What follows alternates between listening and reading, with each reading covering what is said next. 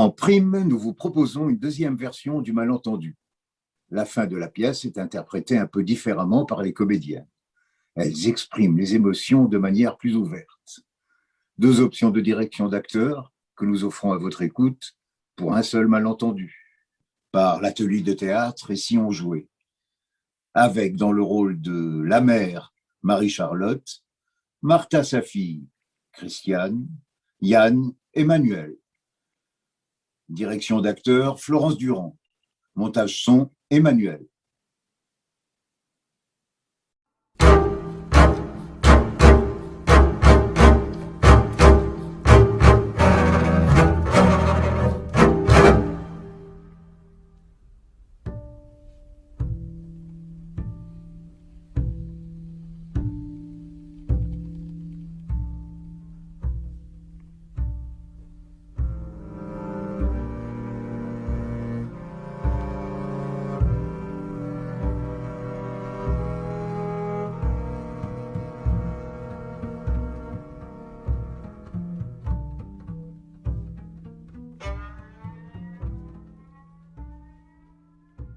Il reviendra. Il te l'a dit? Oui, quand tu es sorti.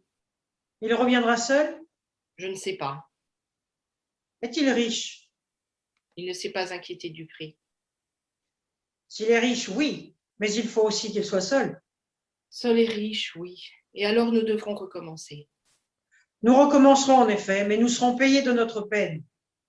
Mère, vous êtes singulière. Je vous reconnais mal depuis quelque temps.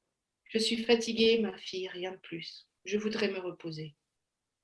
Je puis prendre sur moi ce qui reste encore à faire à la maison. Ce n'est pas exactement de ce repos que je parle. Non, c'est un rêve de vieille femme. J'aspire seulement à la paix, à un peu d'abandon. Quel dur visage est le tien, Martha. Ne l'aimez-vous donc pas? Je crois que oui, pourtant. Mais j'aimerais quelquefois te voir sourire. Ah, mère, quand nous aurons amassé beaucoup d'argent et que nous pourrons quitter ces terres sans horizon, quand nous laisserons derrière nous cette auberge et cette ville pluvieuse, que nous oublierons ce pays d'ombre, le jour où nous serons enfin devant la mer dont j'ai tant rêvé, ce jour-là, vous me verrez sourire. Mais il faut beaucoup d'argent pour vivre devant la mer. C'est pour cela qu'il faut s'occuper de celui qui doit venir. S'il est suffisamment riche, ma liberté commencera peut-être avec lui. Vous a-t-il parlé longuement, mère? Non, 2 phrases en tout. De quel air vous a-t-il demandé sa chambre? Je ne sais pas. Je vois mal et je l'ai mal regardé. Je sais par expérience qu'il vaut mieux ne pas les regarder. C'est l'habitude qui m'a poussé à répondre, qui m'a averti de ne pas regarder cet homme et assuré qu'il avait le visage d'une victime. Il est plus facile de tuer ce qu'on ne connaît pas. Le crime est le crime. Sans doute. Mère, il faudra le tuer. Je suis lasse. J'aimerais que celui-là soit le dernier. Je me soucie peu de mourir devant la mer ou au centre de nos plaines, mais je voudrais bien qu'ensuite nous partions ensemble. Nous partirons et ce sera une grande heure. Redressez-vous, mère. Il y a peu à faire. Vous savez bien qu'il ne s'agit même pas de tuer. Il boira son thé, il dormira, et tout vivant encore, nous le porterons à la rivière. Vous trouverez alors votre repos et nous fuirons enfin d'ici. Oui, je vais me redresser. Quelquefois, je suis contente à l'idée que nos morts n'ont jamais souffert. C'est à peine un crime, tout juste une intervention, un léger coup de pouce donné à des vies inconnues. Mère, est-il vrai que là-bas, le sable des plages fasse des brûlures aux pieds? Je n'y suis pas allée, tu le sais, mais on m'a dit que le soleil dévorait tout. J'ai lu dans un livre qu'il mangeait jusqu'aux âmes et qu'il faisait des corps resplendissants, mais vidés par l'intérieur. Est-ce cela qui te fait rêver, Martha? Oui, j'en ai assez de porter toujours mon âme. J'ai hâte de trouver ce pays où le soleil tue les questions. Prépare tout, Martha, si vraiment cela en vaut la peine.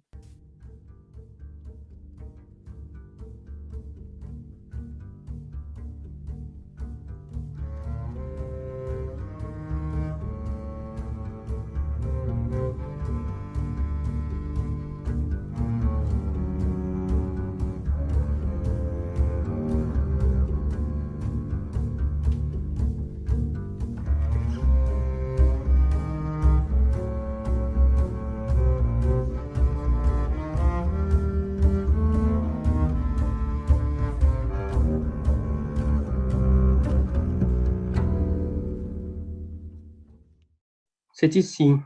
J'ai pris cette porte, il y a 20 ans. Ma sœur était dans ce coin. Ma mère n'est pas venue m'embrasser. Je croyais alors que cela m'était égal. Elles ne m'ont pas reconnu tout à l'heure. Je croyais qu'une mère reconnaîtrait toujours son fils. Il y a 20 ans qu'elle ne m'a pas vu. J'étais un adolescent. Ma mère a vieilli, sa vue a baissé. C'est à peine si moi-même je l'ai reconnue. Elles m'ont accueilli sans un mot. Elles m'ont servi de la bière que j'ai demandée. Elles me regardaient. Elles ne me voyaient pas. Tout était plus difficile que je ne l'avais cru. Ma femme pensait que ce serait pas difficile et qu'il suffirait de parler, que dans ces cas-là, on dit c'est moi et tout rentre dans l'ordre. On m'a donné de la bière contre mon argent. Je n'ai pas pu parler. Il aurait suffi d'un mot. Je ne l'ai pas trouvé. Mais quoi? Je ne suis pas si pressé. Je suis venu ici apporter ma fortune et si je le puis, du bonheur. Le cœur n'est pas si simple. J'attendrai d'être reconnu. On ne peut pas toujours rester un étranger. Je veux retrouver mon pays, rendre heureux tous ceux que j'aime. Je ne vois pas plus loin. Bonjour, monsieur. Bonjour, je viens pour la chambre. Je sais, on la prépare. Il faut que je vous inscrive sur notre livre. Je dois vous demander votre nom et vos prénoms. Assez Karl, Karl, c'est tout? c'est tout. Date et lieu de naissance?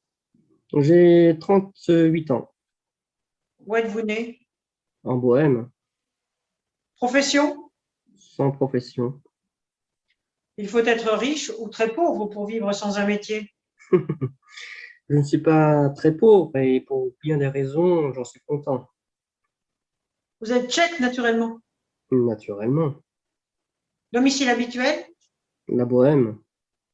Vous en venez? Non, je viens d'Afrique, de l'autre côté de la mer. Je sais. Vous y allez souvent? C'est souvent. Quelle est votre destination? Je ne sais pas, cela dépendra de beaucoup de choses. Vous voulez vous fixer ici? Je ne sais pas. C'est selon ce que j'y trouverai. Vous connaissez quelqu'un ici? Non, personne, en principe. Je suppose que vous avez une pièce d'identité.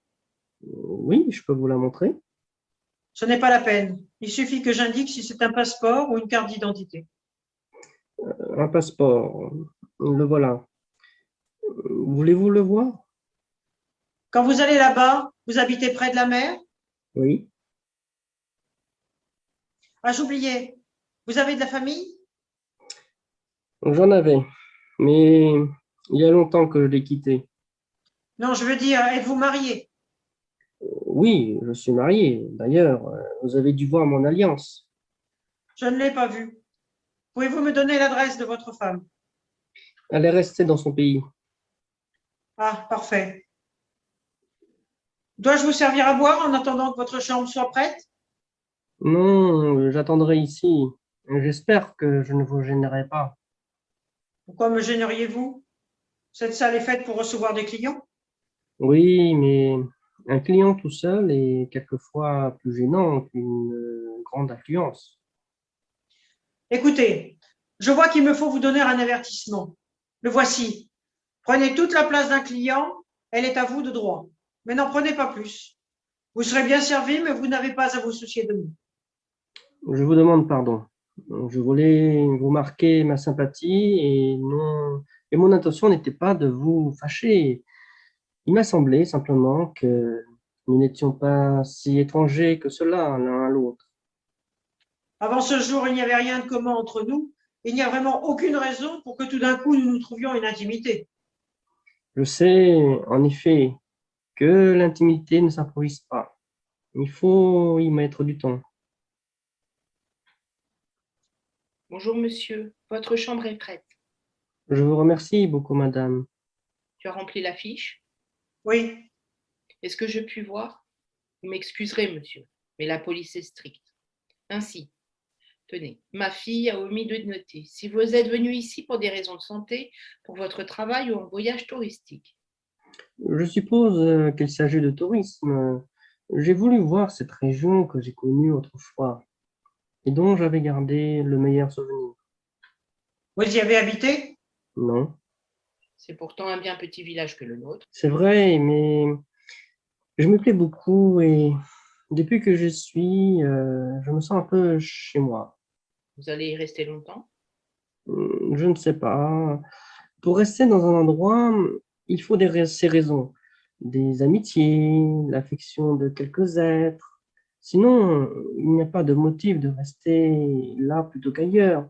Et comme il est difficile de savoir si on sera bien reçu, il est naturel que j'ignore encore ce que je ferai. Cela ne veut pas dire grand-chose. Oui, mais je ne sais pas mieux m'exprimer. Allons, vous serez vite fatigué. Non, j'ai un cœur fidèle. Je me fais vite des souvenirs et quand on m'en donne l'occasion. Le cœur n'a rien à faire ici. N'y faites pas trop attention, monsieur. Mais il est vrai qu'il y a des sujets qu'elle n'a jamais pu supporter. Je vais allumer le feu dans votre chambre. Me permettez-vous de vous aider? Laissez, mon fils. Je ne suis pas une infirme. Pourquoi vous m'avez appelé mon fils? Oh, je suis confuse. Ce n'était pas par familiarité, croyez-le. C'était une manière de parler. Je comprends. Puis-je monter dans ma chambre? Allez, monsieur. Avez-vous besoin de quelque chose? Non, madame, mais je vous remercie de votre accueil. Ce voyageur ne ressemble pas aux autres. Oui, il est trop distrait. Il exagère l'allure de l'innocence. Que deviendrait le monde si les condamnés se mettaient à confier aux bourreaux leurs peines de cœur? Allons, mère, nous avons beaucoup à faire. Pas ce soir. Laissons-lui cette nuit. Mère, nous devons nous décider. Ce sera ce soir ou ce ne sera plus. Je vais me reposer, Martin.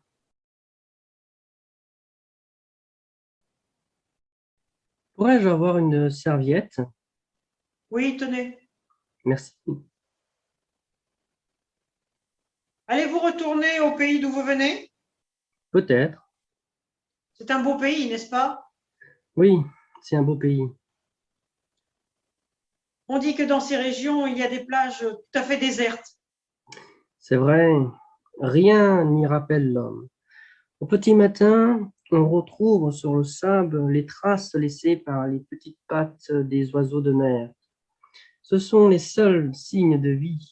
Quant au soir, Quant au soir, monsieur, ils sont bouleversants. Oui, c'est un beau pays.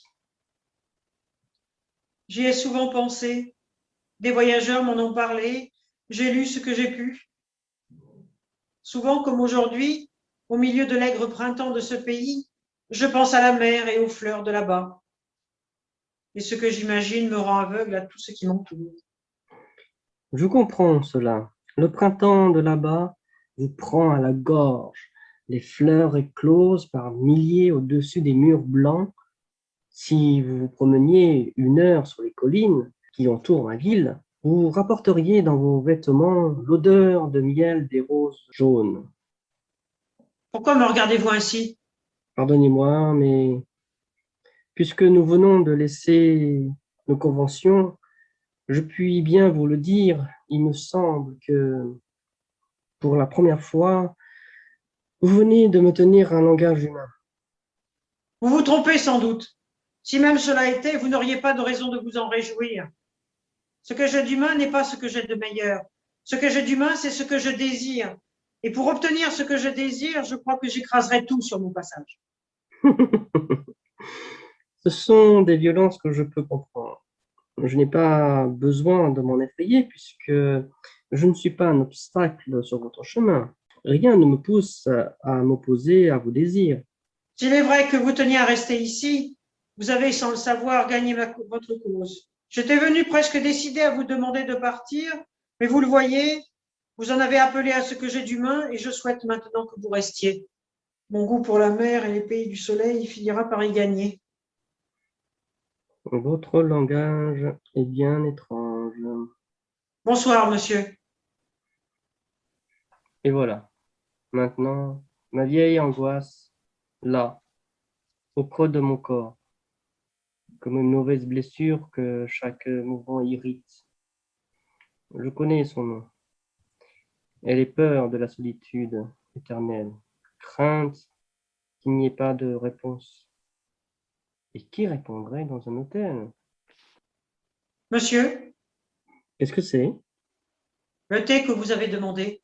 Je n'ai rien demandé. Ah, dois-je le remporter? Non, non, non, non, non, je vous remercie, au contraire. Bonne nuit, monsieur. Allons, faisons honneur au festin du prodigue. Pardonnez-moi, monsieur. Ma fille me dit qu'elle vous a donné du thé. Vous voyez? Vous l'avez bu? Oui, pourquoi? Excusez-moi, je vais enlever le plateau. Je regrette de vous avoir dérangé. Ce n'est rien. En réalité, ce thé ne vous était pas destiné. Ah, c'est donc cela? Votre fille me l'a apporté sans que je l'ai commandé? Oui, il eût mieux valu. Je le regrette, croyez-le. Mais votre fille a voulu me le laisser quand même et je n'ai pas cru. Je regrette aussi. Mais ne vous excusez pas. Il s'agit seulement d'une erreur. Madame, Oui, je viens de prendre une décision. Je crois que je partirai ce soir après le dîner. Naturellement, je paierai la chambre. Mais si je vous dis cela, c'est que je désire vous quitter en bons termes. Plus tard, peut-être, je reviendrai. J'en suis même sûr. Mais pour l'instant, j'ai le sentiment de m'être trompé et de n'avoir rien à faire ici. Pour tout vous dire, j'ai l'impression pénible que cette maison n'est pas la mienne. oui, bien sûr. Dans un certain sens, cela m'ennuie aussi que vous ayez décidé de partir. Mais je me dis qu'après tout, je n'ai pas de raison d'y attacher de l'importance. C'est beaucoup déjà que vous partagiez mon ennui et que vous fassiez l'effort de me comprendre. Je ne sais pas si je saurais bien vous exprimer à quel point ce que vous venez de me dire me touche et me fait plaisir. Voyez-vous, C'est notre métier de nous rendre agréables à tous nos clients. madame, pardonnez-moi, mais mon voyage m'a fatigué. Je voudrais du moins vous remercier. Je tiens aussi à ce que vous le sachiez. Ce n'est pas comme un hôte indifférent que je quitterai cette maison. Je vous en prie, monsieur. Bonne nuit. Bonne nuit, madame. Je reviendrai demain avec Maria, ma femme, et je dirai, c'est moi. Je les rendrai heureuses. Tout cela est évident. Maria avait raison. Oh, je n'aime pas ce soir où tout est si lointain.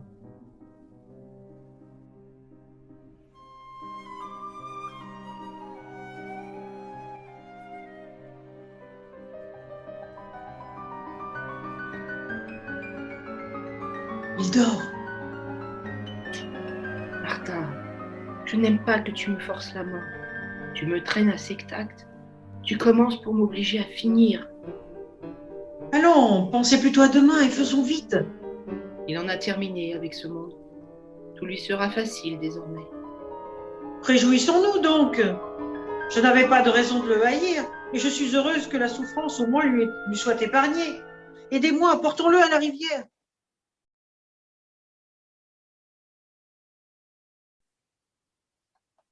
Vous voyez bien que cette aube est arrivée. Oui. Demain, je trouverai que c'est une bonne chose que de m'avoir fini. Maintenant, je ne sens que ma fatigue. Ce matin et depuis des années, le premier où je respire. Il me semble que j'entends la mer. Il y a en moi une joie qui va me faire crier. Tant mieux, Martha, tant mieux. Mais je me sens maintenant si vieille que je ne peux rien partager avec toi. Demain, tout ira mieux. Oui, tout ira mieux, je l'espère. Mais ne vous plaignez pas encore et laissez-moi être heureuse à loisir. Je redeviens la jeune fille que j'étais. De nouveau, mon corps brûle, j'ai envie de courir. Bon, dites-moi seulement. Qu'y a-t-il, Martha? Je ne te reconnais plus. Mère, suis-je encore belle? Tu l'es ce matin. Le crime est beau. Qu'importe maintenant le crime. Je nais pour la seconde fois. Je vais rejoindre la terre où je serai heureuse. Bien. Je vais aller me reposer, mais je suis contente de savoir que la vie va enfin commencer pour toi. Qu'est-ce que c'est? Son passeport, lisez. Tu sais bien que mes yeux sont fatigués. Lisez, vous saurez son nom. Allons. Ah, je savais bien qu'un jour cela tournerait de cette façon. Et alors, il faudrait en finir. Mère, Laisse Martha, j'ai bien assez vécu. J'ai vécu beaucoup plus longtemps que mon fils. Je ne l'ai pas reconnu et je l'ai tué. Je peux maintenant aller le rejoindre au fond de cette rivière où les arbres couvrent déjà son visage. mère, vous n'allez pas me laisser seule. Quand une mère n'est plus capable de reconnaître son fils, c'est que son rôle sur la terre est fini. Non, si le bonheur de sa fille est encore à construire. Je ne comprends pas ce que vous me dites. Je ne reconnais pas vos mots. Ne m'avez-vous pas appris à ne rien respecter? Oui, mais moi, je viens d'apprendre que j'avais tort et que sur cette terre où rien n'est assuré, nous avons nos certitudes. L'amour d'une mère pour son fils est aujourd'hui ma certitude. N'êtes-vous donc pas certaine qu'une mère puisse aimer sa fille? C'est la punition, Martha. Et je suppose qu'il est une heure où tous les meurtriers sont comme moi, vidés par l'intérieur, stériles, sans avenir possible. Non, mère, vous ne me quitterez pas. N'oubliez pas que je suis celle qui est restée et que lui était parti, que vous m'avez eu près de vous toute une vie et que lui vous a laissé dans le silence. Cela doit se payer, cela doit entrer dans le compte. Et c'est vers moi que vous devez revenir. Il est vrai, Martha, mais lui, je l'ai tué. Tout ce que la vie peut donner à un homme lui a été donné. Moi, je suis restée ici, petite et sombre, et j'ai grandi dans l'épaisseur des terres. Personne n'a embrassé ma bouche. Vous-même n'avez vu mon corps sans vêtements. Mère, je vous le jure, cela doit se payer. Faut-il donc qu'il m'enlève encore l'amour de ma mère et qu'il vous emmène pour toujours dans sa rivière glacée? Je me contenterai de si peu, mère. Il y a des mots que je n'ai jamais su prononcer, mais il me semble qu'il y aurait de la douceur à recommencer notre vie de tous les jours. Trop tard, Martha. Je ne peux plus rien faire pour toi. Est-ce que tu pleures, Martha? Non, tu ne saurais pas. Te souviens-tu du temps où je t'embrassais? Non, mère. Tu as raison. Il y a longtemps de cela et j'ai très vite oublié de te tendre les bras. Mais je n'ai jamais cessé de t'aimer. Je le sais maintenant, puisque mon cœur parle. Je vis à nouveau au moment où je ne puis plus supporter de vivre. Mais qu'est-ce qui est plus fort que la détresse de votre fille? La fatigue peut-être, la soif de repos. Adieu, Martha. Qu'elle meure donc, puisque je ne suis pas aimée. Que les fortes portes se referment autour de moi. Qu'elle me laisse à ma juste colère. Car avant de mourir, je ne lèverai pas les yeux pour implorer le ciel. Oh, je hais ce monde où nous en sommes réduits à Dieu. Mais moi qui souffre d'injustice, on ne m'a pas fait droit, je ne m'agenouillerai pas. Et privé de ma place sur cette terre, rejeté par ma mère, seule au milieu de mes crimes, je quitterai ce monde sans être réconcilié.